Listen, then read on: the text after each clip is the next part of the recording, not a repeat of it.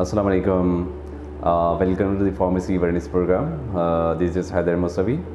आज हमने जो टॉपिक स्पेशली चॉइस किया है फॉर स्टूडेंट्स के लिए कि एक स्टूडेंट्स जो फार्मेसी के जो स्टूडेंट्स हैं उनके लिए जो है किन किन पॉइंट्स का जहन में होना चाहिए जो कि एज ए स्टूडेंट आगे इनके फ्यूचर के लिए कितना हेल्पफुल रहेगा। इसमें से जो सबसे इम्पोर्टेंट जो चीज़ है कि आप जिस फील्ड में आपने चॉइस किया है फार्मेसी का, उसका स्कोप्स आपको ज़रूर पता होना चाहिए कि world wide and national wise जो फील्ड जो चॉइस किया है उसकी कहाँ कहाँ क्या क्या स्कोप्स हैं। तो उस स्कोप्स की जो है अच्छी तरह स्टडी करना चाहिए, बाद जो है आपको इसकी अप्लाई करना चाहिए। अक्सर मैं ये देखता हूँ कि बहुत सारे स्टूडेंट्स ऐसा होता है, अगर उनका जो फ्रेंड जो है अगर इंडस्ट्री साइड पर है तो वो इंडस्ट्री चला जाता है, अगर उनका जो फ्रेंड जो है वो हॉस्पिटल फार्मेसी की तरफ है तो वो हॉस्पिटल फार्मेसी में चला जाता है। तो एक अच्छा आपके डिसीजन के लिए जो बहुत इंपॉर्टेंट चीज़ होती है वो ये होती है कि आप पहले ख़ुद स्टडी करें, उसके बाद जाके आप अप्लाई करें तो वो ज़्यादा सक्सेसफुल रहेगा। तो आपको ये ज़रूर पता होगा कि फार्मेसी की जो टाइप्स है, ब्रांचेस हैं, जिस तरह इंडस्ट्रियल फार्मेसी है, हॉस्पिटल फार्मेसी है, कम्युनिटी फार्मेसी है एंड इंस्टीट्यूशनल फार्मेसी है एंड बहुत सारी और भी ब्रांचेस हैं जो कि आपको पता चल जाएगा कि आप उसको स्टडी करें।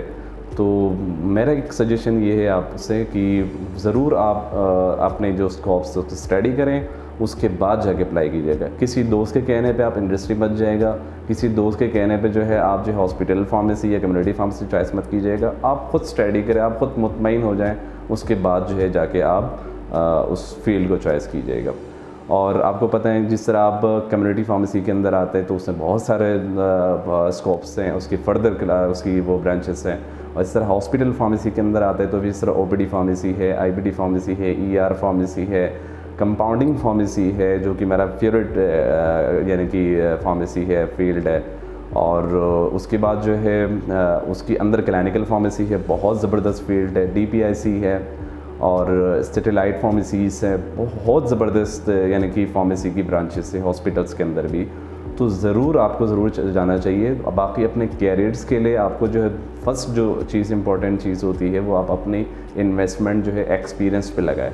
जितना आप अपने एक्सपीरियंस के लिए, स्किल्स को डेवलप करने के लिए आप इन्वेस्टमेंट करेंगे, उतना तो सजेशन ये है कि आप सबसे जो फोकस जो आपको करना है स्किल्स को डेवलप करने के लिए आप इंडस्ट्री साइड जाएं, अपने स्किल्स को डेवलप कीजिएगा। कम्युनिटी फार्मेसी की तरफ जाएं, आप ज़रूर अपने स्किल्स को डेवलप कीजिएगा। हॉस्पिटल फार्मेसी में तो बहुत सारे अपॉर्चुनिटीज़ हैं जिसमें आप अपने स्किल्स को बहुत स्ट्रॉन्ग किया जा सकता है। उम्मीद है आप लोगों को ये जो वीडियो बहुत हेल्पफुल रहा होगा। इंशाल्लाह हम मज़ीद आगे जाके इंशाल्लाह आप लोगों को फ़र्दर इसकी क्लासिफिकेशंस और इसकी further 1 by 1 special hospital pharmacies को जो है मज़ीद डिटेल में आप लोगों को बयान करेंगे इंशाल्लाह। तो इससे आप लोगों को ज़्यादा हेल्पफुल रहेगा। तब तक के लिए इजाज़त दीजिए। अस्सलाम वालेकुम रहमतुल्लाहि व बरकातुहू। Thank you.